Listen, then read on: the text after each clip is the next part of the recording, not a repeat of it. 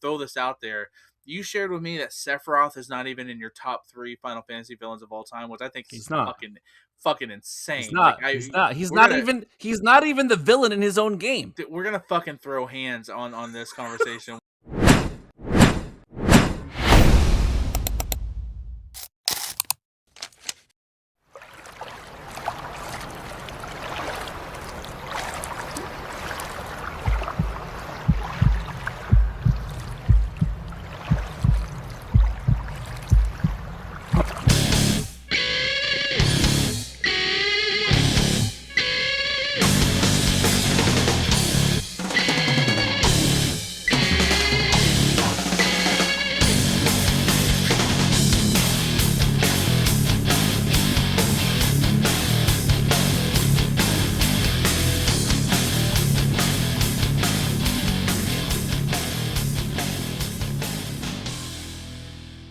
Every world has its story, and every story has a secret. We're the Warriors of Light, and today we're opening up the save file and we're diving into the deepest mysteries of the Final Fantasy multiverse. Guys, this is Materia Junction. I am one half of your host of this show, the Batmandrew.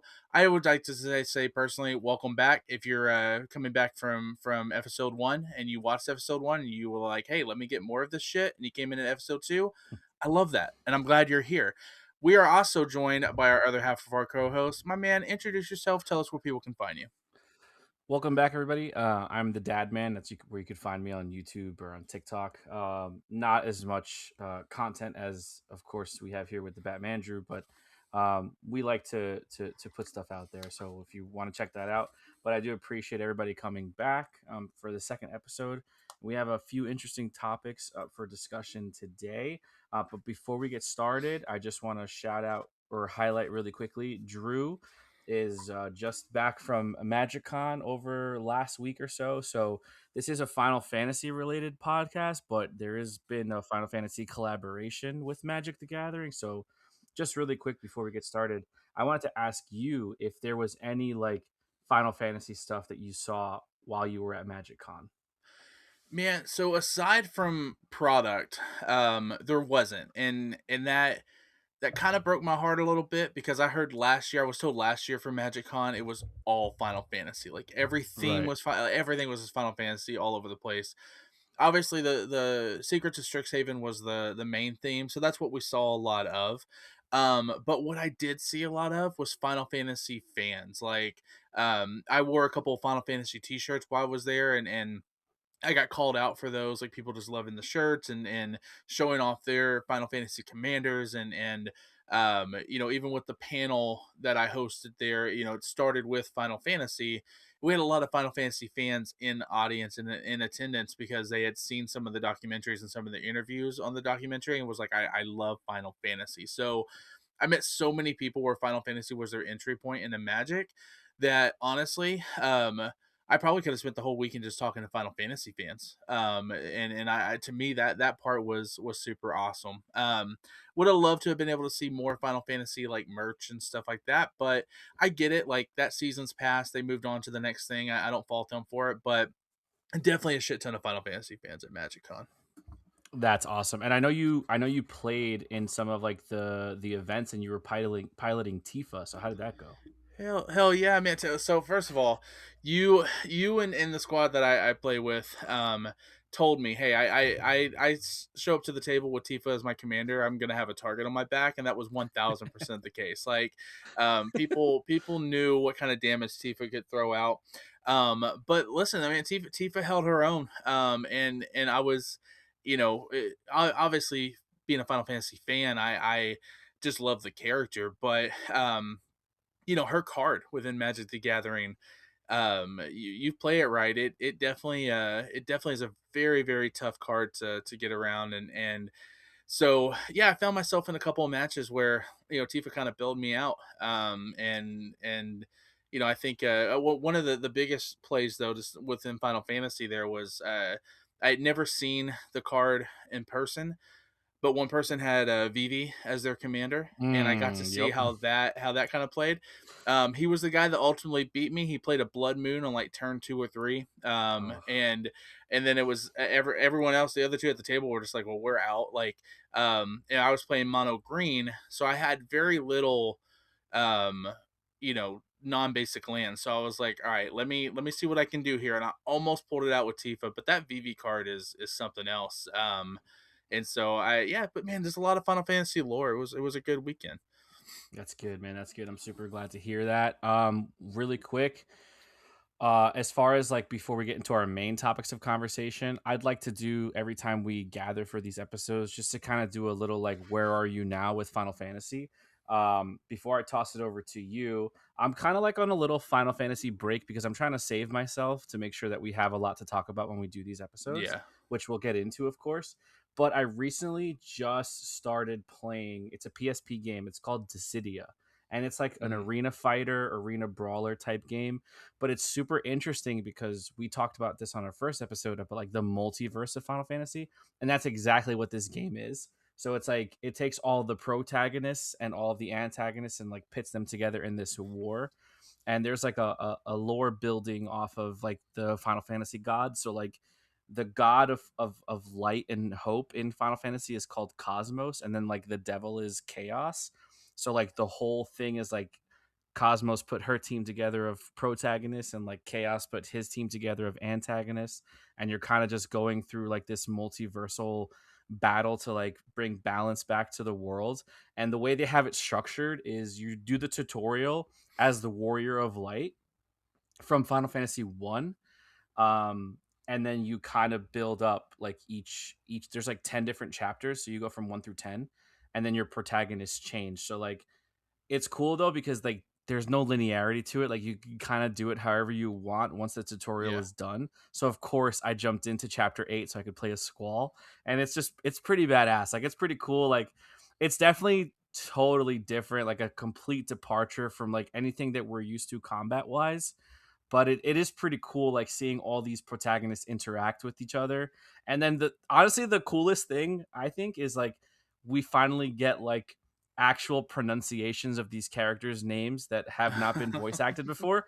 So like Yeah. I think it was like Ultimecia, like that's how I've always pronounced it, Ultimecia, but Yeah. they pronounce it Ultimecia. So it's like I was like, "Oh, Okay. okay, cool." So but yeah, anyway, that's just kind of They're like what wrong. I've been It's doing recently. Yeah, Ultimecia. yeah, exactly. So I'm doing that. So what are you doing? Anything Final Fantasy right now? Oh man. So first of all, that game sounds great. I actually had never heard of it until you had sent me a screenshot of it. Yeah.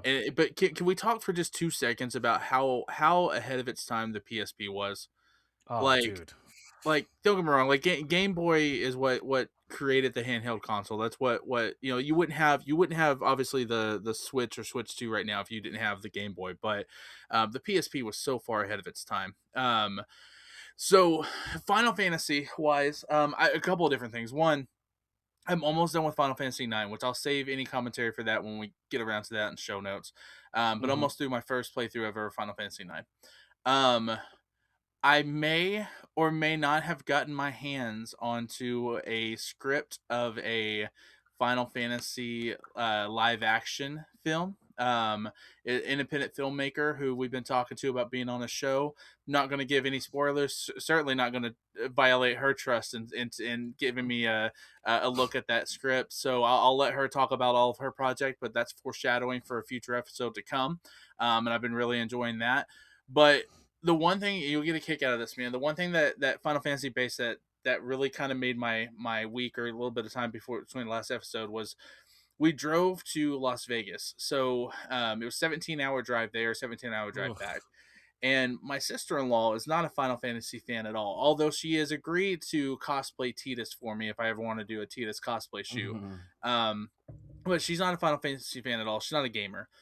So I decided that I had 34 hours of driving with her, that I was going to talk to her about several Final Fantasy games and see if any one of them piqued her interest whatsoever. So we went over in Okay. pretty detail the character and lore of Final Fantasy 7, Final Fantasy 8, Final Fantasy 10, and Final Fantasy 16. And you, Okay. sir, would be happy to know that if there was a game that piqued her interest in storyline, that piqued her interest enough, it was going to be Final Fantasy 8. Hell I yeah. would have thought 16 because 16 the Game of Thrones vibes that it gives and all that kind of stuff. But no, man, she was like, I think it would probably, if I had to pick one. First of all, she was like, I'm not picking any of them. Like it still doesn't interest me. I was like, okay, that's fair. But I was like, if you have to pick one, she was like, I picked Final Fantasy VIII. And I asked her why, and it was really the Squall character. Like just That's my his, boy.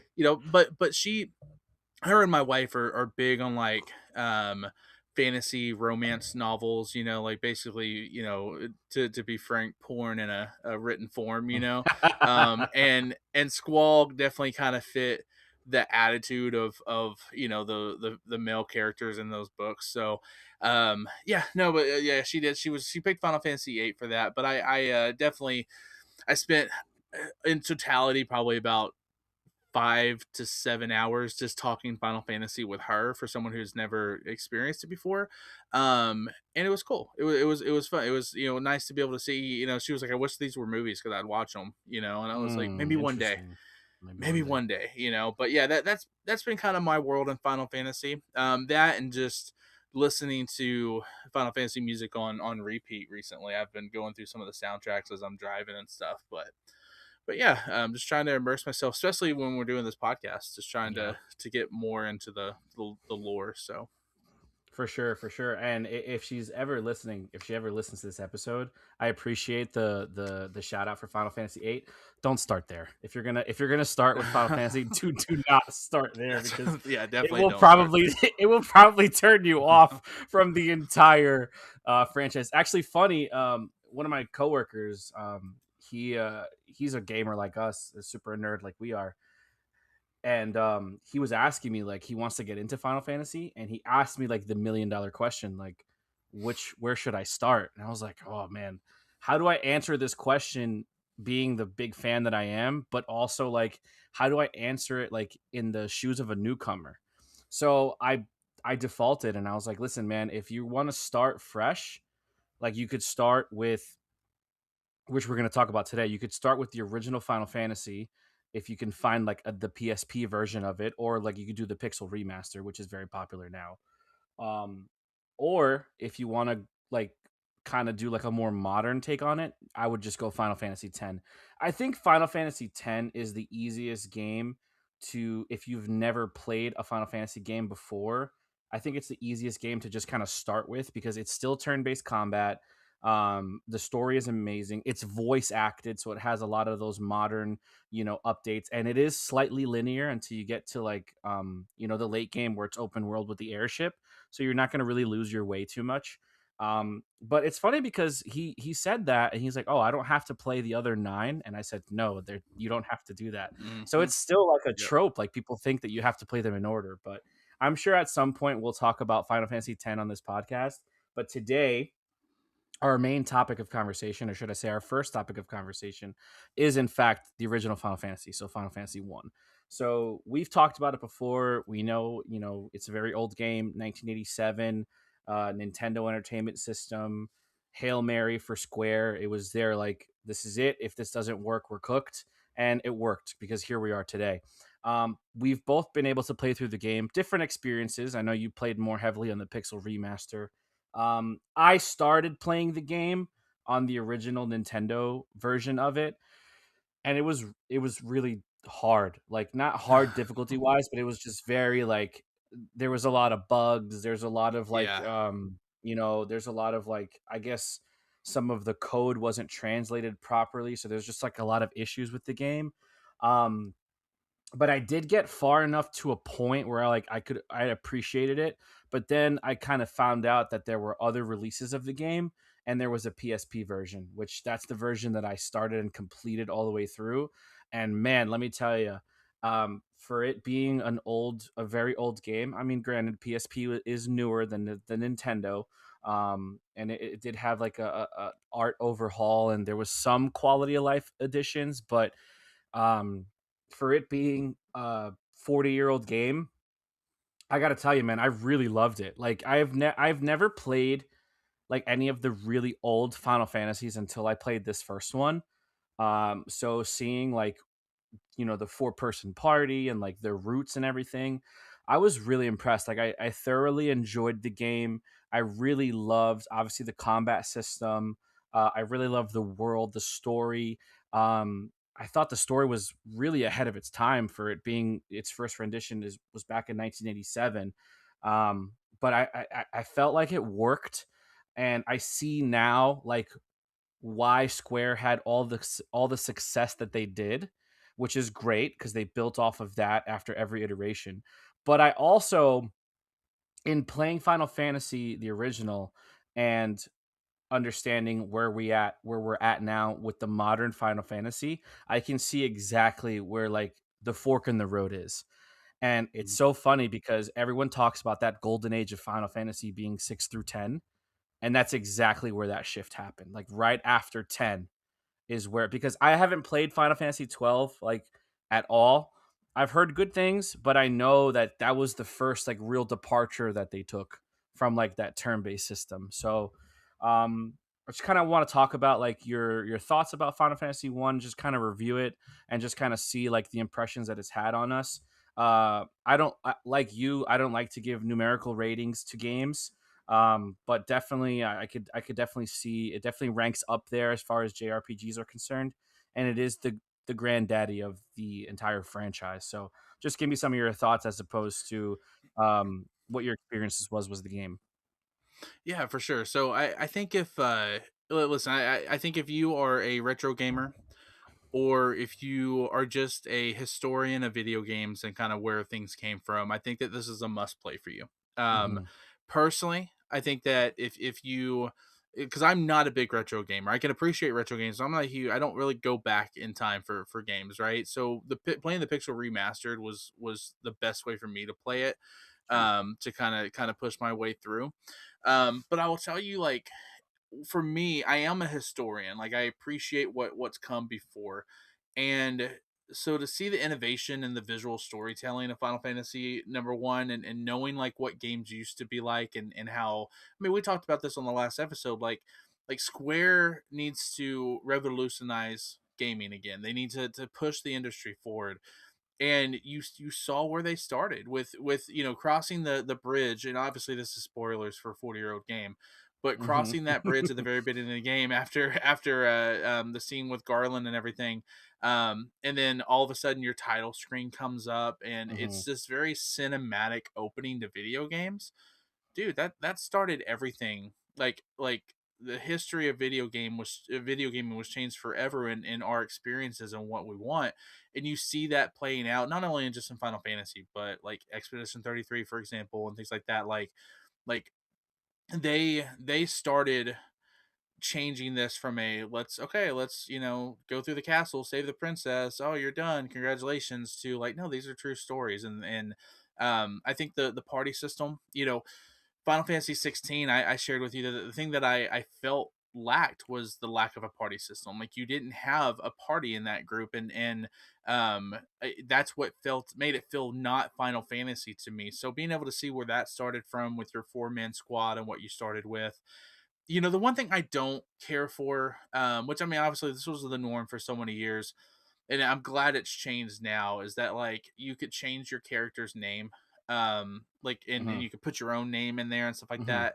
And I did that here just because I was like, why not? But the idea behind it was for the hero to be nameless, for that it was, there was no main character. It was your party, it was your group. Like, Hmm. you were one of four who saved the world. And that was just unique, and then topple that on top of like the battle system, and how revolutionary that was for a side panel battle system versus like a point of view type battle system that they had at the time with a lot of JRPG games. So there's a lot to love. But the one thing I really want to highlight about Final Fantasy 1 is the story itself. um Hmm. Simplistic in nature, but so complex in execution. Yeah. First of all, I can't. There's no way, if in 1987, that's when I was born. So let's imagine it came out earlier, and I was, or later, and I was 10, 11, 12 years old playing this game for the first time. I would not have had the patience to go through and figure all that shit out that you have Yep. to in the game. But with all that being said, the twist of the game, of thinking that you've saved the princess and realizing, no, you still have, you know, 30 more hours of gameplay left. Going through defeating Garland, only to realize that at the very end, you got to time travel and defeat him again. And all the different layers of complexity that the story told, again, although simplistic in nature from our eyes now and what we get with video games, but so complex in its execution. And it just, I mean, 40 years later, I'm sitting there enthralled in this story. Just because I was like, man, like what is going to happen next, you know? And to me, that kind of multiversal time travel kind of weirdness of it, I like that was it for me. Hmm. I loved it. And you know, I think the story is very underappreciated in the Hmm. world of Final Fantasy. So those kind of my overall thoughts, man. What about you? What was your thoughts going through the your first gameplay of it? I definitely agree, like what you're talking about, like as far as the story being ahead of its time. I think it's a really good template. Like I think the original idea, like we have to preface everything and understand that yeah, we played it now in 2025 and 2026, but this game came out in 1987. So at that time it was probably like, what, you want to do time travel in a fantasy game with Yeah. knights and wizards and stuff? Like those two elements didn't really like they didn't really coexist, because like time travel is more sci-fi, and then like dragons and wizards and warlocks is more of like that type of speed, but they wanted to take both of them and combine them, which is even more, it plays up even more of like the Hail Mary aspect of it. Like they were just kind of throwing everything together and like, hey, listen, let's do this. um I definitely appreciate like the intro, like the defeating Garland and getting the princess, and then the game starts. Like I think that's really cool.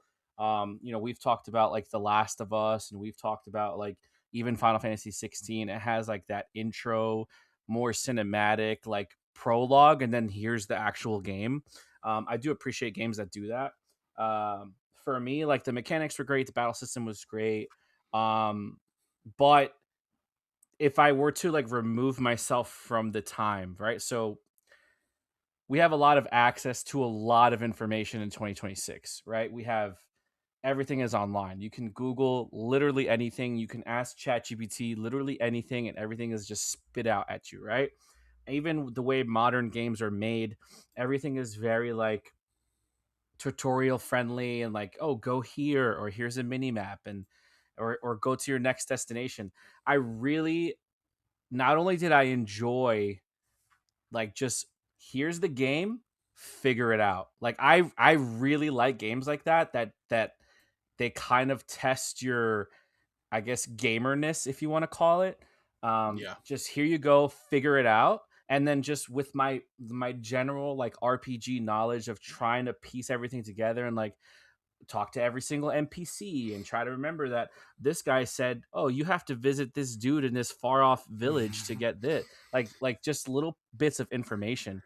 I appreciate that now, but I can understand like back in the day, what are you talking about? Like I had to talk to this one-off NPC like to figure out that I had to go to this village to this seance to get a canoe. Like dude, it took me so Yeah. long to find the canoe, and once I found it, I was like, there's no way, because I was in that town already.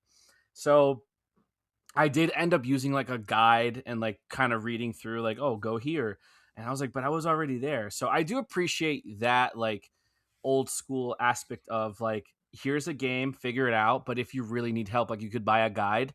I kind of miss that. I kind of miss that old interaction with games where you bought the game and then you had the strategy guide to kind of like help you go Dude, I through know, it. like a paper copy of that strategy guide Yeah. where you're like you're sitting there. I totally agree with you, man. Yeah, like I missed that because I remember like I had the strategy guide for Final Fantasy X. Like I Yeah. bought the game, I had the game, I played the game, and then like my mom got me the strategy guide. She thought it was like a magazine, but it ended up like, she thought it was, because I used to get like the Game Informer magazines all the time. Yeah. So my mom thought that's what it was, and it ended up being the strategy guide for Final Fantasy X. And I had already played the game like to a certain point, but so I started reading the guide to like catch up to where I was in the game, and I missed so much. And I was just like, well, I got to go back and restart it and get all this stuff that I missed. So I missed that, like discovering things and finding things. Like I understand why they make games simpler. I mean, the audience is a lot larger now, and your target demographic is a more casual gaming audience, and they don't want to turn people off. Which is why, again, side note, which is why like Expedition 33 success with the casual gamer is crazy to me, because that game does not like really like kind of walk you, like it just kind of, here you go. But anyway, I digress. But I do miss that, like, oh, here you got to figure this out, go here, go whatever.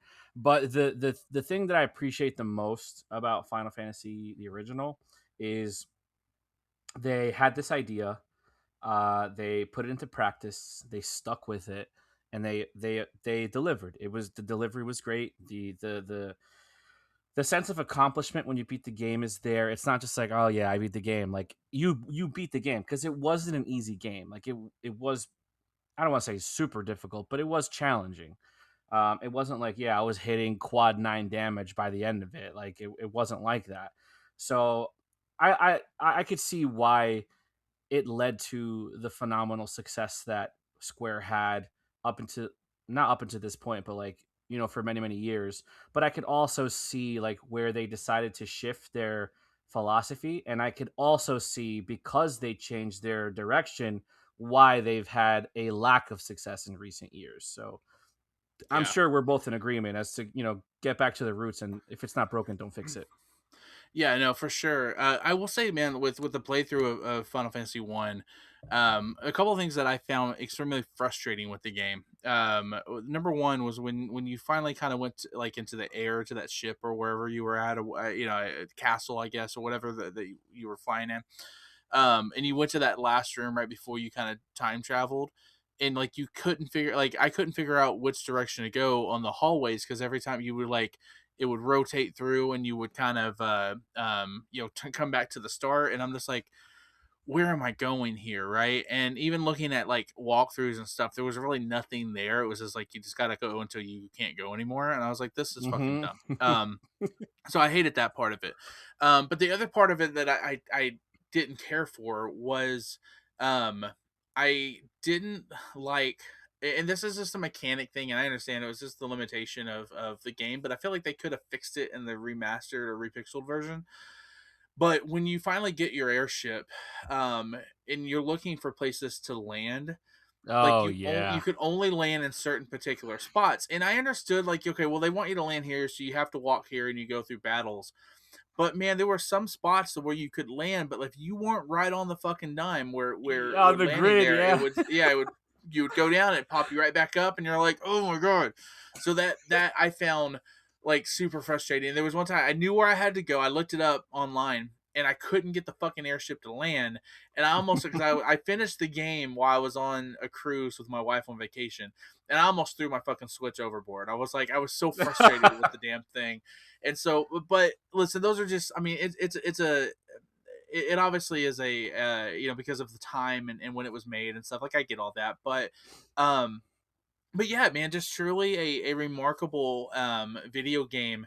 And I just, it hadn't been, for me anyways, it hadn't been till I played like The Last of Us to where I felt like that with a video game where like, even though I again, this was 40 years ago, but I just imagine myself at that time and how different this must have been and must have felt to the players. And when I was doing the documentary and I was interviewing Final Fantasy, fans, the ones who talked about the first original Final Fantasy game, that's what they kept raving about, was like, man, this is so different than what we had at the time. And I just remember as a kid just sitting there for hours and hours and hours playing this game, and not being able to get enough of it. And of course, saving the game was back then was virtually impossible. And they were talking about how they would just leave their fucking Nintendos going all night so that they could get back in the Hmm. morning and start playing again. And Hmm. so just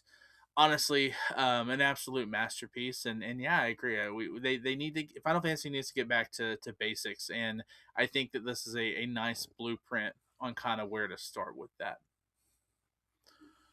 Yeah, I don't think anybody would be opposed to a full on remake of Final Fantasy, like the original one. I Yeah. don't think.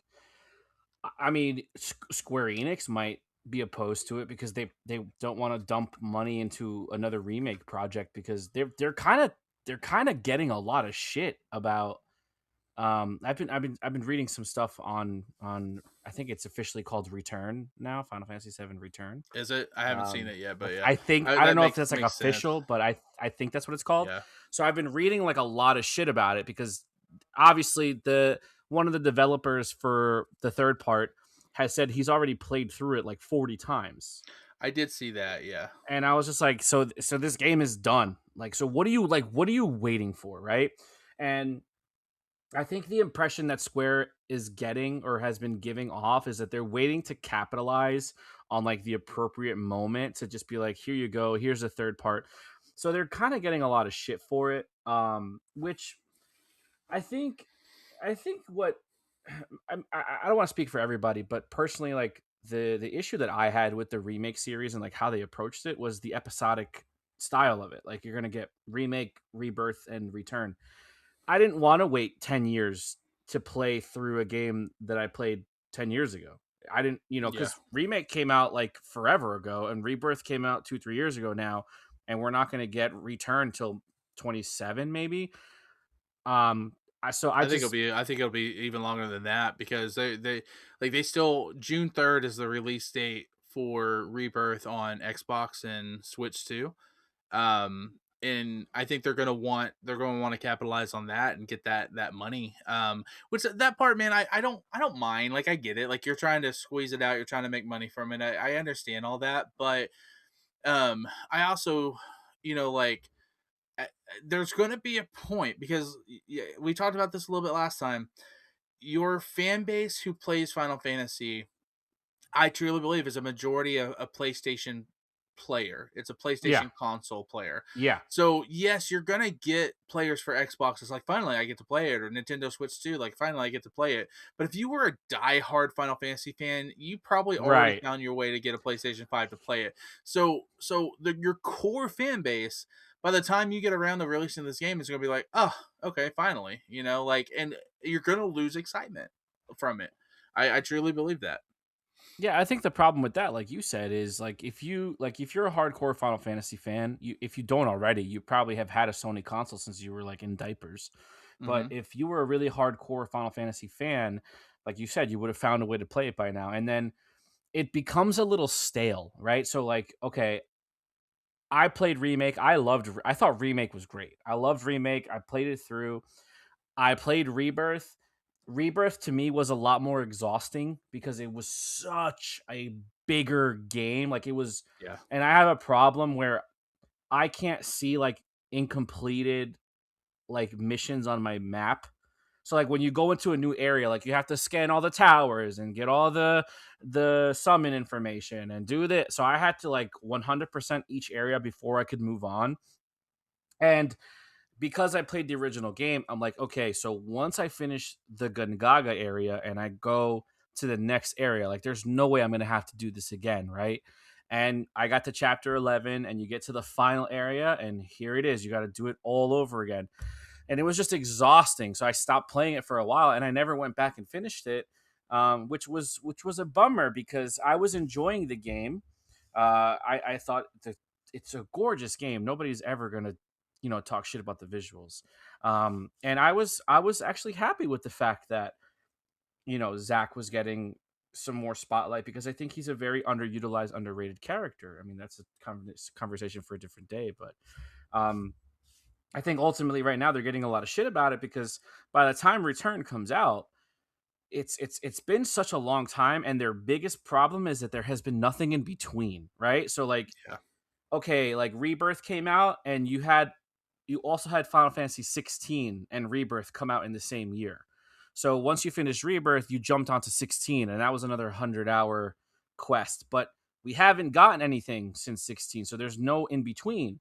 And not only that, the wait for the third part has kind of put everything else on halt. Like there's been no announcements for the next Final Fantasy game, But you also have to remember all the other IPs that is under the Square Enix umbrella.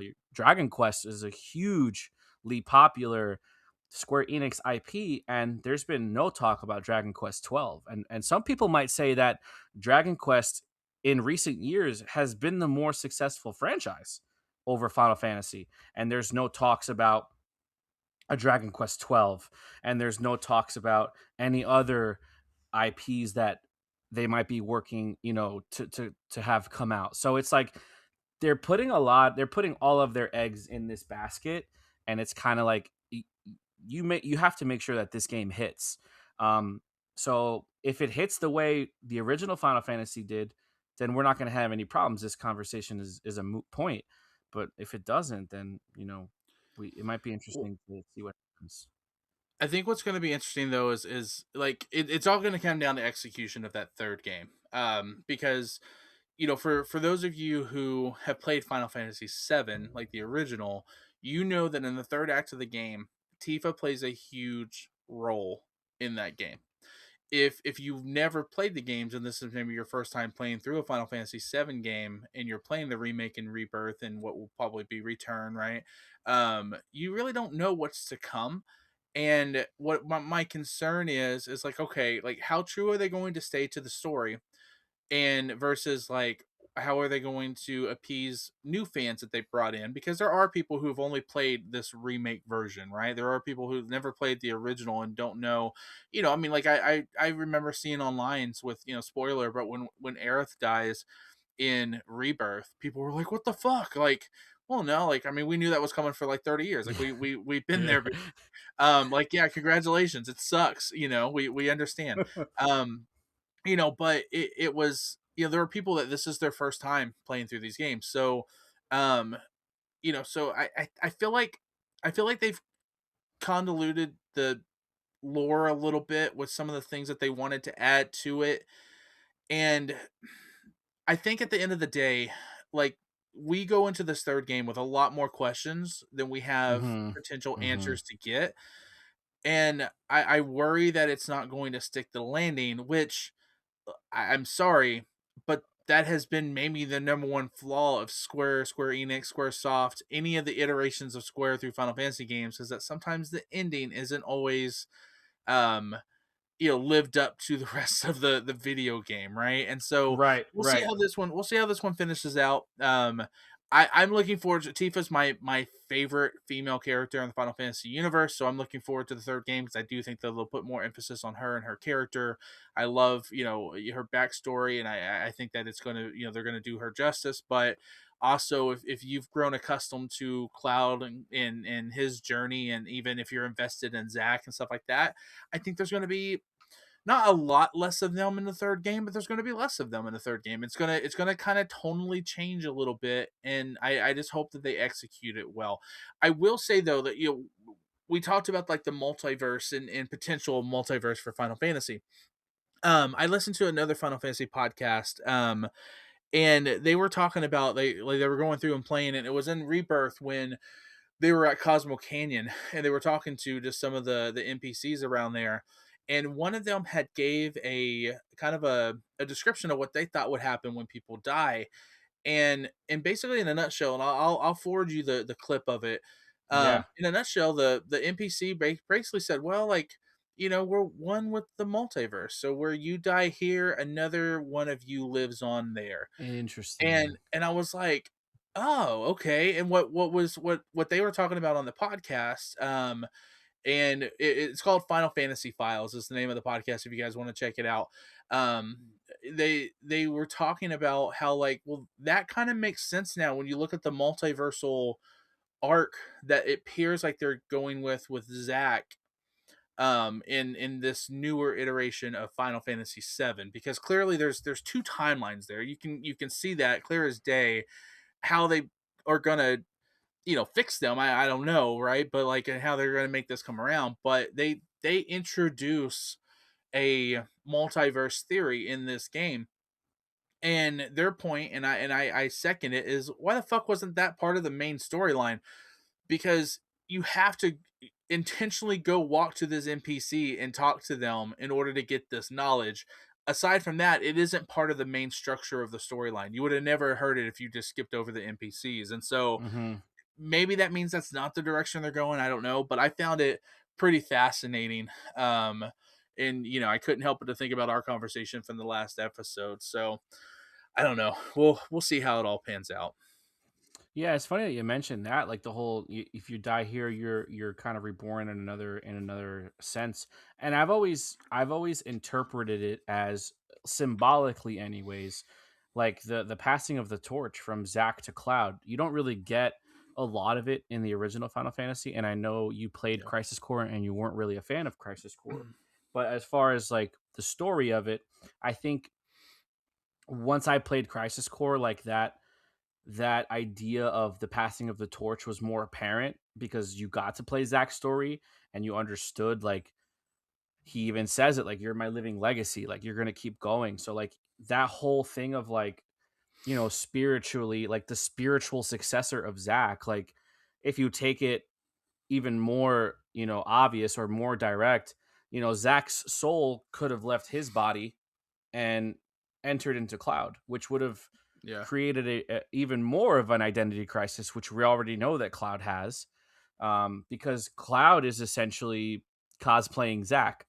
And it's not until um, in Disc 3, where he falls into the life stream and he comes back out of the Mako poisoning, where he finally makes a declaration like, I am Cloud Strife, and I'm going to continue to, like, he has his like self awakening of it. But Yeah. yeah, I mean, more literally speaking, the embodiment of Zack pretty much up until that point in the original game has been Cloud. So yeah, I mean that could just be them throwing in like a little nugget, because they love to do that just to get our juices flowing. But they have to understand by now, like, the curiosity of an RPG game's player base. We're gonna inspect and overanalyze every single piece of anything that we come across. So there has to be some type of intention behind it. But I'm curious to see, like, where everything goes. I will have to probably play through um remake and rebirth again before I play the third part, because I kind of like to do that, like just to have a rehash of everything, so that way I'm fresh going into the final part. But yeah, I'm definitely interested to see where they go. As far as like just kind of wrapping up our conversation about the original Final Fantasy before we move on to our next topic, we've both played a good amount of the Final Fantasy games. So where do you rank it, like, amongst the ones that you've played? I think it's gonna fall just out of the top five for me. Because listen, we love Final Fantasy, but I will be the first to admit there's some crappy Final Fantasy games out there. So Oh yeah. Oh they're yeah. not all gold. Um, I think I would it's easily going to be no lower than seventh. I think. I was thinking about this, and I reserve the right to change my mind, but this is kind of my initial thought of all the iterations of Final Fantasy. I think I'm going to go Final Fantasy VII Remake. Is my number one favorite game. Um, then I'm going to go Final Fantasy X, Final Fantasy VII Original. Then I would probably go Final Fantasy VIII, then Rebirth. And then probably then would hit Final Fantasy One. Although listen, I haven't completed 13. There's so much good about 13 except the gameplay. Like I don't know. You're gonna remake something, remake 13 because you could do the gameplay so much better. But I do Hmm. love the lightning character, and Hmm. things like that. So I think I would probably have it sixth or seventh on my list. Definitely top 10. Definitely not top five, but yeah, I mean, all the ones that are above it are only there because of what it did for the franchise. Yeah. Yes, I think it's hard to rank, for me specifically, because without it we wouldn't have the other ones, right? So I think it's one of those games where, like, I think it's, I don't want to say impossible to rank. Like, I'm sure, like, if you really sat down and you dissected it, frame for frame, um it would have to make a top 10. I would think, if you're just ranking main title Final Fantasy games, it would have to be in the top 10. But for me, it's a little harder to rank because I'm looking at from the lens of without it, we wouldn't have all of the other ones. So like how it would be blasphemous for me not to include it on any type of ranking, but at the same time, like I do feel like there's a lot of other titles in the franchise that are better because they were constant improvements of it. Now, what I will tell you is this, and I might get shit about this. I think Final Fantasy 1 is better than all of the Final Fantasies post 10. I don't think 12, 13, 15, 16, Remake, Rebirth, I don't think any of those games are better than the original. That's the old man that wants you Yeah. to get off of his lawn in me, because I'm such a purist when it comes to it. I really prefer the turn based. I really prefer like the party system. I really prefer like all that other older stuff to it. I'm not gonna like shit on anybody's Cheerios who says that Rebirth and Remake are better. I can understand that wholeheartedly. But for me, what I'm looking for is that golden age of 6 to 10, and the original to me is better than all of the modern stuff that we've gotten. So that might be a hot take, but that's just my opinion. I mean I certainly disagree with you, right? Because I'm remake is my number one favorite Final Fantasy game. I just think that game is so well done. But listen, you're not wrong. Definitely is better than 13, better than 15, better than 16. So it's hard for me to like I said, to tell you that you're wrong, but yeah, everyone has their favorites, right? I do have a question for you though, because this is going to be a Yeah. whole topic on a whole episode where we're ranking villains, because you shared with Oh, me, and okay. I'm gonna throw this out there. You shared with me that Sephiroth is not even in your top three Final Fantasy villains of all time, which I think is He's not. fucking He's insane. Like not. He's not. He's we're not gonna even he's not even the villain in his own game. we're gonna fucking throw hands on this conversation once we get to it, right? But we'll table that for a future episode. But where would you put Garland slash Chaos? Like, do you think that the villain in Final Fantasy One stacks up and holds its own against other Final Fantasy villains?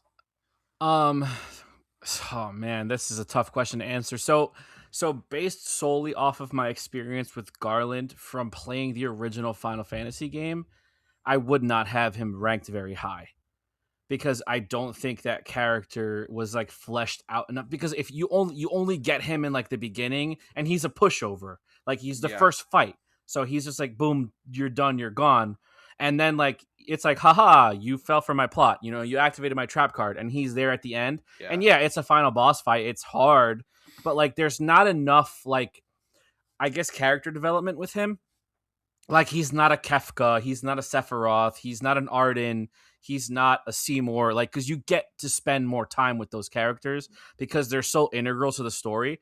Garland is in the beginning and then at the end. Like you don't you get like tidbits of it, or you get like like to me like there's more character development with the elf that you fight, like the king of the elf guys that you fight to get the crown before you have to go blow up the stuff with the dwarves. Like you get more from him, you get more backstory from him, the one that puts the prince to sleep, and he has all this backstory. So even Garland in his own game to me is not the most interesting villain. So that's super hard to answer. However, I did find out that Final Fantasy came out with a spin-off title called Strangers in Paradise, which is supposed to be like a prequel to the original game that gives Garland a whole bunch of backstory. So for right now, I'll answer your question and say this: I don't rank him very high as far as villains are concerned, but we can have this discussion again after I play Strangers in Paradise, because I hear that there's a lot of story elements that build on his character in that game. yeah. No, that's fair. I think for me, like I'm sure you do it too, right? Where like when you have questions or lapse of information, your mind starts creating a world and starts building those pieces together. So I'm like, okay, from the moment that you defeat Garland at the very beginning of the game to the time you fight almost chaos at the end of the game, what was his fingers all in that world to manipulate things? And you think of like the destruction of that I don't remember the kingdom that he was in or whatever, but like how he through time had to have manipulated things in order to get to the point where he Sure. was at the end of the game. So Would I rank him in my top 3 or top 5? Probably not, but I do think he's a reasonably opposing threat in this game. And to be honest, the end fight was a lot harder than it should have been. Like I was Mm-hmm. I thought I was pretty well overpowered, and I still struggled with that last fight. So Mm-hmm. yeah, I just thought I would throw that out there and also let the world know that you don't think Sephiroth is the top 3 villain of all time in Final Fantasy. This is He's fucking not crazy. Let's move on to the next fucking top. topic. You're I'm done with you're this shit. talking about top three villains in a franchise that spans 40 years. That's first of all, that's hard to do that. But we could just talk about this briefly. I don't classify Sephiroth as a traditional villain. I don't classify him as a villain because I classify him more as just a force of nature, if that makes any sense. He is not, he is a product of failed experiments and mistreating and all this other shit that because Sephiroth started as a hero, right? Like he was the hero. Like Sephiroth was like this larger than life, like celebrity hero style guy. Like he didn't start doing evil shit until he read all that shit in the mansion about what Hojo did to him and like the Genova cells and his mom. So like, is he even really a villain? You know what? This might actually be a really interesting topic of conversation for another So episode. he listen. I will just give my 2 cents here. 1,000% he's a villain. He fucking burned Nibelheim to the ground. Like there's not like he just murdered folks. It was just like fuck it, you're Yeah, dead, right? That is that's that is you're right. villain Yeah, esque. you're right. You're right. You're right. But with that being said, so the best villains, man, in my opinion, are the ones that make you as an audience member wonder, are they right or wrong? Like Right. listen, MCU, Thanos. Thanos was clearly a villain, but the dude fucking had a point. There's several times where I'm out and about and I'm like, yeah, you should have been the 50% gone. Like I just start looking at fucking idiots. Like they're so I get like people who say Sephiroth is not a villain. Like no, he just straight up murder folks for the hell of it, right? Like I not for the hell of it. He obviously has in his head he has a reasoning for it, um, but man, just I don't know the lore of Sephiroth. Like it just I don't know. We'll have to table this for another We episode. will. But We will. We can talk about this for a whole nother hour. I love Sephiroth. All right. So what's next on your list, man? What do you got so for us on our second topic? so my second topic, and this will probably be a little bit more brief because it's just more feelings. Because we've had a lot of experience playing a lot of different RPGs, I wanted to ask you a couple of things in regards to the actual genre. What do you think makes a good RPG, and what elements do you think keep us coming back to that genre? It's a great question, man. So for me, like I thought about this over and over again, and I was like, okay, what is if I could just narrow it down to one thing, right? Because I could talk on for days of why I think the genre is fantastic, but I think that you have to have a relatable antagonist. I think you have to have right. Antagonist is the hero, right? Or is that protagonist? Which one's the hero? Okay, Protagonist. you need a relatable protagonist. You need someone who you can feel for and relate to in various ways, right? So, like let's just because we talked about Final Fantasy VII so long, let's just bring Cloud back up again, right? Cloud, is in essence someone who deals with imposter syndrome. He doesn't know who he Hmm. is. He doesn't know where he fits in. Um, and I gotta tell you, man, even as recently as going to Magic Con, like I'm up there talking to people about Magic the Gathering as someone who barely can remember his own triggers. Like that I Hmm. feel for Cloud. I get that, right? So I think what it boils down to is you need to have a protagonist who you can relate to and you can feel as if you're a part of their journey. Hmm. It's not a JRPG, obviously, but you think of like Joel from The Last of Us. Right. As a dad, dude, Hmm. I'd have burned the world to the ground if you had killed Sarah, right? Like I get Hmm. where he was coming from. I understood why why he made the decision he did to save Ellie at the end of the game. And I think that's what like you get invested into that guy. Like, and when it's done right, it's done really right. So Ghost of Tsushima, I know that you're not too familiar with the Ghost of Tsushima and Ghost of Yotoi games, but Ghost of Tsushima did it right. Ghost of Yotoi did it not right. Like it was like I didn't give two fucks about the main character in Ghost of Yotoi, Yotei, however you pronounce it, right? But I was certainly attached to the guy in Ghost of Tsushima because I felt for him. I related to him, Right. and they did a good job fleshing out that character. So because if you it's literally what RPG role playing game.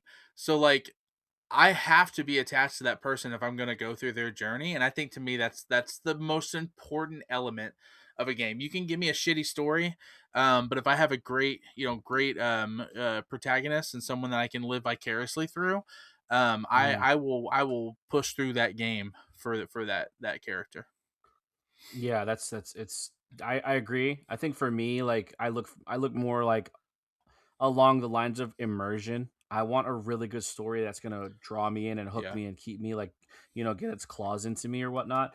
So I look for the immersion. I look for like the world building. Like I want to give a shit about this 100 hours I'm about to commit. So like for me, like that's what it is. It's like the story, it's the narrative. It's also like one of those things where I like story, and I think Claire Obscure did such a great job. I like a lot of the stories where like as you progress, you have more questions. Like they just kind of slowly drip yeah, feed you information, and they're respecting the gamer's time, of course, but they're also challenging our intelligence. Like, can you figure it out? Can you, connect the dots? Like, are you like just a lot? Are you just consuming it as we're giving it to you? Are you putting together your own hypothesis about what's going on? And that's how I like to think. I like to play games in chunks. Like when I was playing E33, I really liked the structure because it was Act 1, Act 2, Act 3. And after each act, I kind of like sat with it for a little bit and was like, okay, where do they go from here? Like, what's next? Like, how do they do this? Like, I still have more questions. Like, what's going on? So if you can get me a good story that's gonna hook me in, and if you get me to give a shit about the world that you're creating, you've yeah, got me. Like the relatable protagonist, yeah, I totally get that because you want to care about the people that you're playing with, which is why Final Fantasy VIII is so important to me because I do really care about Squall. I think he is the best character in the entire game, but there's a lot of RPGs that I have played where the main protagonist is not the best character in the game. Like Final Fantasy X, I love Tidus, but the best character in that game is Yuna, and I don't think there's yeah. any I agree. argument. It's her story, right? Final Fantasy VII, I love Cloud, but to me, the most interesting character in that game is Aerith. Um, I even like Red 13 more than I like Cloud. So sometimes they hit like they'll give you a really good protagonist. Um, but then again, sometimes like the supporting cast is better. So I can kind of like not care too much about the protagonist. Like I played Final Fantasy 13 not to completion, but I got very close to the end. I didn't really like Lightning as a character, but I did really like Hope. Hope was an interesting character to me because he had that struggle of like the whole thing with his mom and Snow and everything like that. So like he was a very interesting character to me. And then obviously I found out that it doesn't really end up good for him. Like with Lightning Returns and Final Fantasy 13 2 and all this other shit, like it didn't really end up great. But yeah, I'm not so hell bent on the good protagonist thing. I just want a really good story. I want a world that I can care about. And also like I think like it might sound petty, but like your combat has to be good. Like if you have really shitty combat, because especially like with most of the RPGs I've played, it's all about random battles. Like Claire Obscure didn't do random battles. Chrono Trigger didn't do random battles. Final Fantasy 16 didn't do random battles, and 15 didn't do random battles. So like when you can see your encounters on the open world and you have the option to avoid them, maybe your battle system doesn't have to be that great because I don't have to repeatedly fight. But when you have random encounters, your battle system better be good if you're going to force me to fight all these freaking characters all the That's fair. time. Yeah. So I look at it that way, and like they've done a good job. Like I love the battle system in 10. I love the battle system in 8. Like if I have fun fighting all these random creatures like for the sake of the grind, then you've kind of got me like with the whole combat loop. But I would say that good story, a world that I can care about, and a good combat system. That's probably the three key elements that I would look for in a great RPG. No, those are great answers. And honestly, I mean, there's so many different elements that need to come together for it to be a great RPG. You know, and I think that's again, man, that's what makes Final Fantasy so special is that they've hit it so many times. Like, have they hit it to perfection on every one? No, but um, you know, like I just think for us to be sitting here and talking about, you know, 6, 7, 8, 9, 10, 16, the original, all this kind of stuff, like, um, you know, they figured out, you know, the blueprint of making a great video game, which is even more frustrating when they stray away from their own blueprint and they fuck it up. You know, like that's it. Just I don't know. To me, like I think that they can still be the gold standard.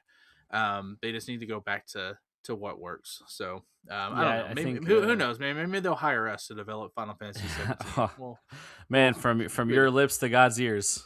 that would probably ultimately end up being the shittiest of the franchise. I'm not gonna lie. We're not game developers, Yeah. but hey, we'll we'll give it our best shot here. Yeah. So We'll give it the old college try, as they yeah. say. Um, Or seed try. You like see what I did there? Because I yeah, see. see what you did there. Very nice. All right. So then the last thing I want to ask you before we kind of start wrapping up here, we talked about FF1. We talked about like our experience with Final Fantasies and stuff like that. Now, I'll preface this question by saying like the majority of the RPGs that I have played have been Square or Square Enix games. Um, that's just as far as like exposure is what I've been exposed to my entire life. But I did kind of go down a little bit of a rabbit hole when I got into the whole retro gaming thing and just kind of revisit kind of more along the lines of a gaming historian and like a student of the game, if you will. I want to pay respects to what came before because I've been able to enjoy what I've had so far. And I didn't want to like comment or have conversations about a topic that I don't consider myself an expert in if I didn't experience other titles and just kind of had blinders on for Square Enix and Final Fantasy. So with that being said, has the exposure to Square Enix and Final Fantasy and the RPG genre that they have given us as gamers, has it allowed you to play other ones or like be curious about playing other ones? And if so, what's one of the non Square Enix RPGs you have played, if any? Yeah, so when I was younger, I remember playing. I don't know who the developer was. Maybe it might have been Square. I don't know, but I remember playing Fantasy Star when I was a kid. Mm, okay. You know, just fun fact. You know, Fantasy Star. I think it was number 4 when it came out. I was an elementary kid listening to Casey and JoJo. You know, on repeat in the background, thinking about Tammy Preston, who was my childhood crush, and like, so I'm sitting here playing like I'm naming the characters after us, and I was like, "This is our love story." I was such a fucking nerd. Um, so Fantasy Star, Fantasy Star was definitely one of them. And although listen, I know people are gonna be like, "This is not a fucking RPG. What the fuck are you talking about?" I to me when I'm talking about those protagonists and stuff like that, I don't know if I hadn't been a Final Fantasy lover, I don't know if I would have gotten into, you know, any kind of like action role playing type games. And so I don't know if I would have ever played the Uncharted franchise. And I know that's more like a Okay. third person action, you know, game, but you really live vicariously through Nathan Drake, and Hmm. you know that's my, you know, favorite. It's kind of a cop out because I'm like, Last of Us is my favorite video game, but like my favorite video game franchise is Uncharted. Like I love Uncharted, man. I have on right here on my wrist, I have Sic Parvis Magna, which is, you know, stands for greatness from small beginnings, which is the quote from the first Uncharted game. And so I don't know if I would have ever introduced myself because I was a big sports game guy Hmm. growing up, Hmm. and I think that because I loved Final Fantasy, I started to want more story out of my video games, and that led me to franchises like Uncharted, Horizon Zero Dawn, The Last of Us, things like that that I know aren't traditional RPG games, but Final Fantasy kind of opened the door for me for those. So if you know, shout out to this if you haven't ever played Uncharted. It is a fantastic video game franchise, and if you we talk about a lot of like men's mental health with our content and stuff like that. Hmm. If you're a guy and you want to I don't know, get a sense of motivation to be a hero, like Nathan Drake in Uncharted gives that to you, and then he ends his story arc being a dad, and how, protecting his family and things like that. And just it's a great storyline. So I shout out to Uncharted. So that would be my answer for that. A little bit of a cop out. I know it's not a traditional RPG, but that's what I got for you. So, so it's funny that you say cop out because I think like and maybe not to like the element of the genre itself, like what has been defined as an RPG role playing game. But I think if any type of game that you're playing is a role playing game, because you are serving a role, you are Yeah, embracing a role, and your role is you're the player. You are the player. Whether it's even like Call of Duty, right? Call of Duty is known for being this massive multiplayer online juggernaut. It is a role playing game because you're serving a role of you're playing this guy, you're playing as this character, and you're aiding your team and completing objectives to win the game, and you're leveling up. There is a progression system. So I think, in a way, every game is a role playing game, and I might be looking at the whole genre with like rose colored glasses, but I think you play a role in every game that you play. So I don't think that's a cop out. I think it's a great answer, especially like you can relate it to like heavy single player narrative driven games. You immerse yourself in that character, you immerse yourself in playing through that story, and you're playing the role of Nathan Drake, or you're playing the role of Joel or Ellie. So I totally, yeah, I think that's a completely valid answer. Now, in the more traditional sense of RPG or JRPG, Final Fantasy was definitely my first exposure to the genre as a whole. But yeah, Final Fantasy led me to gems like Chrono Trigger. If it wasn't for Final Fantasy, I would have, probably have never even explored a lot of these older titles. I think Clair Obscur I would have played regardless because it's a newer RPG and I still love Mhm. RPGs where I'm at right now. But I don't think my love for Final Fantasy and like kind of doing a deep dive into the whole genre and like the roots of it, I don't think I would have ever played games that were older like Chrono Trigger or I just finished Bravely Default, which is I think it's a Square Enix title. But that came out on the 3DS in like 2012. That game's almost 20 years old. So, I don't think I would have ever like appreciated what came before if I didn't have the appreciation from what I've been exposed to since I was young. And there's still a laundry list of games and series that I want to explore, like the Xeno series or like the Persona series or the Shin Megami Tensei or I'm just a big RPG nerd and I want to like a self accomplishment type of thing for me would be to play through as many of them as possible just because I feel like I owe it to the genre to be as well educated on the topic as possible in case there's anybody out there who's ever interested or intimidated by trying to play an RPG. You can kind of make Yeah, the best recommendation for them to enter that world because I think it is a very beautiful world. These stories that are crafted and these hours and hours that go into development. You could lose yourself in a video game for sure, and I do appreciate that. So, with that being said, let us know in the comments if there's any RPGs that you have played or that you have experienced that you think would be good for us to try as well. I know, shout out to Chan. In the Philippines, if he's watching this or watches this, he's the one that kind of like pioneered my way into or through Bravely Default. And he's encouraging me to play the sequel as well. So yeah, I mean, if there's anything that you guys think we should put on our radar, definitely let us know in the comments below. But real quick, our last topic, it's not really so much a topic that we're going to talk about. It's more of just like introducing a direction we're going.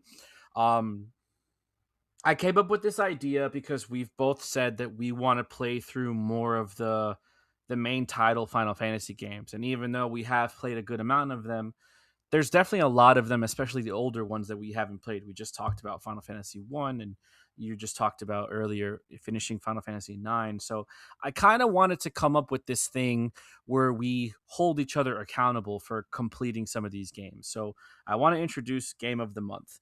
And what game of the month is going to look like is we're both going to agree on a title that we're going to play, and we're going to play it. There's no like time limit. We're going to play it at our own pace. We're going to play it to completion as best as we can. And when we meet up for our monthly episodes, we will talk about or give snippets on where we're at in the game until we ultimately finish it and we could do a deep dive. It'll just give us more conversation. It'll give us more things to talk about in regards to the world of Final Fantasy, and it will keep us accountable. Kind of like when you go to the gym with a workout partner, and you're trying to fight through that last set. It'll just have us that motivation that you're not playing this game on your own, and we could kind of like bounce ideas off of each other and see where we're at. So with that being said, I'm introducing the game of the month segment. If you guys want to partake in this as well, feel free. And then we could talk about it in the comments or whatever. But our first game of the month title is going to be Final Fantasy VI. Now, there's a couple of reasons I've chosen Final Fantasy VI. We're looking at potentially having somebody on as a guest who that's her or their favorite title, and I want to be as well versed in the game as possible. That way, we're just not sitting there like idiots, not knowing what we're talking about. So that's one of the main reasons, also. But I always hear about what's the best Final Fantasy game you've played, and Final Fantasy VI is always on that list, right? And I've never Yeah. had the privilege of experiencing it for myself, so I figured this would be a good opportunity, knowing that you have the Pixel remaster and knowing that I have access to the game as well. I think it would be a good starting point for us to just kind of dive in and explore the world of Final Fantasy VI. I'm going to probably start it Monday on my retro handheld device. I could just kind of take that everywhere that I go, so it's probably going to be a lot easier for me to play it. But that's basically what we're going to do. We're going to start the game. We're going to play through it, and then once we're done with it, we'll talk about it and do like a deep dive in it. But I feel like and correct me if I'm wrong, just want to get your thoughts on it. I feel like it will help us to complete more of the catalog if we play them Yeah. together. Yeah, no, I agree, man. Because there's so much Final Fantasy content to get through, right? And Yeah. if we ever find ourselves still doing this podcast and we burn through all the games, there's books, there's Hmm. movies. Well, there's Hmm. Spirits Within. We'll have to review that one day. I But definitely want to talk about Spirits Within at some point. I just don't think I'm there yet. yeah, but there are so much Final Fantasy content to kind of go through. So yeah, like I'm all in Final Fantasy VI. I know the lore. I know the story behind Kefka, but I've never played it, so I'm excited to play that through for the first time. And man, I also hear there's some really dark moments in Final Fantasy VI, and Yeah. for me, I'm there for that kind of stuff. So yeah, this should be good. I think the only problem we're going to run into is we're gonna have to really like be committed to tell our wives like I've got to play. Like I'm sorry, but like Adrian is counting on me to get through this game, Scarlett. I gotta finish it. I'm sorry, you're gonna have to put the kid to bed. That's just the burden that's a cross that we bear as podcast creators. Like, and so Yeah, right. I'll see how those conversation goes. But I'm glad we're not putting a time frame on it. But I do also like I want to make sure that we do get through them in a reasonable amount of time, and Yeah. be able to experience these stories and stuff. And I'm excited to start with six. Yeah, I think just some like parameters as to like what to expect. Like this is no like see who finishes first, or this is to experience the history and the story of the game. I also want to this is going to be very difficult for me. I also want to try and limit it to just play through the main story first, Yeah, because obviously Final Fantasy is notorious for side quests and side dungeons and stuff like that. yeah, And I have a problem with avoiding that. Like I usually will like try to complete it as I go through the game, but then I turn a 30-hour game into a 100-hour game, and I definitely don't want to do that. So for me, I'm going to put a limiter on myself and try to complete, like, just try to play it through as the single player experience, just to kind of get the gist of the story so I can understand what's going on. So I'm not like a fraud talking about Final Fantasy when I haven't even played probably one of the greatest yeah, ones ever. And then if I want to go back, that's the great thing about saving data, right? I can go back and just, play it through. But I'm not gonna have as much a difficult time as you because I play everything on the go with my portable stuff. So I'll probably just play like at work a little bit when nobody's watching, It's fair. It's and fair. get some stuff done that way. But yeah, I'm Play on excited some conference because calls. yeah, exactly. Like I'm Just keep excited. my We camera will have high. to kind of yeah, we will have to kind of like just make sure if one of us is ahead of the other, like not to give too much spoiler, like if we're going to talk about something, which that might be a little bit of a difficulty for us to navigate just depending on where we're at in the game, but I think ultimately because the games are so old, like you could just go online right now and see the entire story and not even have to play through it. So I think we'll be Yeah. fine. But I'm really excited because I've wanted to for the longest time play through everything. And we talk about being these huge Final Fantasy fans. I just played the original in 2026. So like why it's taking me so long to play it, I have no clue. But Yeah. I just played it. So yeah, I'm excited. I'm excited. Yeah, I am too. And actually, you know what? Like I just thought about this. So if you hate this idea, then we'll cut this segment out of the podcast, out of the final final The final edit. loop. But like one of the things that I try to do on my channel is I try to do like these daily gaming journals where I just kind of Mm. recap a little bit of what I do. Man, I think that would be really cool to have you because you are very much like just shout out to you like me. I'm very much like base level like knowledge. Like I'll give you like the common Ah, man's thought of video games, but you definitely put a lot more thought into the gameplay and the storyline and stuff like that. I think what I think I'm gonna do for six. I'm gonna at least pull up a walkthrough and I'll have like the chapters listed, right, so I can kind of keep track of where I'm going. I think it would be a great idea for us independently as we complete a chapter to give our non spoiler thoughts of what we just played and be able to post that up on our social medias independently, and kind of talk through that stuff. And so that way, people who follow you or follow me, like they can kind of play through the game together and kind of see where we're at in that process. yeah, But I like that. yeah, I I like don't that. want to put more on your shoulders, obviously, but I think it No, might be fun. no, by all means, I really do like that. I mean, I've been looking for. I'm not like so super good. I know it sounds crazy, but I'm just not super good with TikTok. Like I've just not figured out like how to make stuff for TikTok. So I think this is actually a really good opportunity for me to really like commit to it and like dive into it. So yeah, I totally think that's a great idea. Just like I watch your daily gaming journals all the time, and I like the format of it, like the shorter, like more like to the point, nice and Yeah. sweet kind of summary of everything. Yeah, that's definitely something that I will definitely do for sure. It's definitely going to give me an excuse to post more content on TikTok for sure. Nice, and now I don't have to edit the segment out of the fucking, podcast. Yeah, no, of course. They could I have should have ended just differently. Be like, "Fuck you! Don't tell me what to no, do." I suppose. absolutely Like, all right, not. Don't cool. tell That's me what cool. to do. Oh, by All the right. way, I watched your Magic the Gathering panel from MagicCon, and you didn't ask my permission to use my image to put I, on the thing. first of all, okay. So hold on.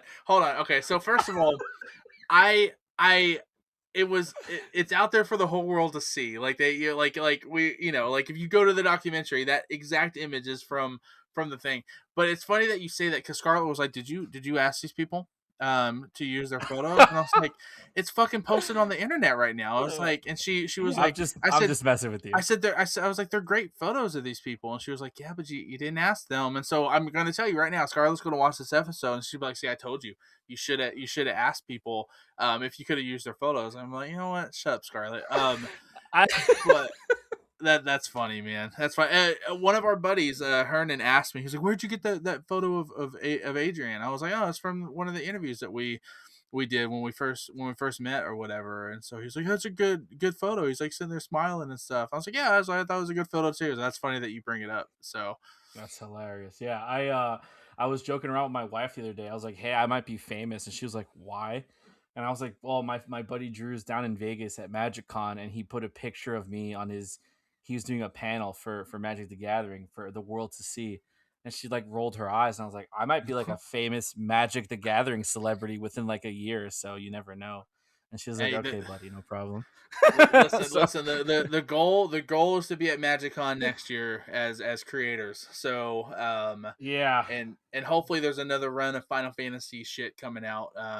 Between now and then. So we'll see how it goes. But you never know, man. Like we cash in our first you know YouTube ad revenue check or something, then yeah, like yeah, the stories will change. But yeah, no, I'm glad you were okay with it. I didn't even think twice about it until Scarlett said it, and I was like, well, I've already submitted it. It's yeah. too fucking late now. So, all right, well, Dad, man, I think we found our Moogle, my man. I think this is time for us to save until the next episode. So, one more time, where can people find you? What's your handle on social media? I think on TikTok I'm just at Dadman, and I think on YouTube it's just the Dadman as well. Like I gotta get better with like posting stuff because I haven't posted a video on YouTube in like over a month. It's just like I have no outside of doing this podcast and playing Commander online with you guys, I just have no motivation to do anything. I know that sounds terrible, but I'm just not like I'm not about it right now. But I have some ideas in the pipeline. I have a lot of things that I want to do. Um, and I'm kind of in the middle of going through like a philosophical revamp of my channel. Um, yeah, there might be some stuff that changes on there as well, but with the daily gaming journal for us playing Final Fantasy 6, you'll probably see me a lot more posting on TikTok, because that's really short and sweet. I could just do it from my phone and not have to worry about it. But yeah, Yeah. TikTok Dadman, YouTube Dadman, and then of course here with our podcast. For sure, and you can find me on all social media platforms at the underscore Batmandrew. And really call to action here, guys. What do you guys think of Final Fantasy One? Have you played it? Is it up there for you in the lore of Final Fantasy? Where would you kind of rank it? Give us your overall thoughts of Final Fantasy One, especially if you played it when it first came out. I'd love to be able to hear what your thoughts were in 1987 when this game came out. I swear we won't make fun of you for being old. For teaser for next week, guys, listen. We're going to have planning on right now to have a special guest on with us to talk about a live action Final Fantasy VII movie, a prequel in the making. We're stupid excited about having her on. I will make sure that I'll go ahead and throw a link to her social media in the description here, as hopefully, not getting ahead of ourselves, but like we've already talked about her coming on, so that way you guys can check out her work prior. But I'm really excited to be able to kind of dive into that. And yeah, I think just continue to like, share, and engage with our content, because we're all fans here of Final Fantasy. We want to be able to continue to keep the conversations going. So listen, guys, the light of the crystals may dim, but the data is written. For all the warriors of lights out there, don't forget to save your progress. This has been Materia Junction. We'll see you guys in a month. Thanks, guys.